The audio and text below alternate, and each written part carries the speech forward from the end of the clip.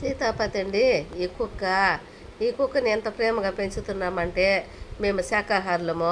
దీనికి పాలు, పెరుగు, దాని బిస్కెట్స్ ఉంటాయి కదా, అవి కుక్క బిస్కెట్లు అవి పెడతాము. దానికి మళ్ళీ గుడ్డి బిస్కెట్లు పెడతాము. ఇది ఎక్కడన్నా వెళితే చిన్న బిడ్డ ఏడ్చినట్టుగా ఏడుస్తుంది, గుండె పగిలే బాధ. తిరుమలకు పోతే ఈరోజు నైట్కి పోతే ఎల్లుండి నైట్ వచ్చేయచ్చు. కాశీకి వెళితే 5 days పడుతుంది. ఎలా వెళ్ళాలి కాశీకి అని బాధపడుతున్నాము. కాలభైరవుడు ఈశ్వరుడు కూడా మన్నిస్తాడనేసి అనుకుంటున్నాము. సాధ్యమైనంత వరకు కాశీకి వెళ్ళాలనే అనుకుంటున్నాము. కానీ ఈ మోగ జీవిని వదిలి వెళ్ళాలంటే భయంకరమైన బాధపడుతున్నాము. ఇది బలి ఏడుస్తుంది, చాలా బాధ వేస్తుంది. నేను దీన్ని వ్యాపారం చేయాలంటే కూడా దీనికి నా చీర అక్కడ దాన్ని ముందర పెట్టేస్తే దాన్ని చూసుకొని ఉంటుంది. నిజంగా కళ్ళల్లో నీళ్ళు వస్తుందండి. ఈ మూగ జీవాలు దీన్ని ఎట్లా వదిలి వెళ్ళాలో ఏమో, చాలా బాధ వేస్తుంది, బాగా ఏడుస్తుంది వదలలేక.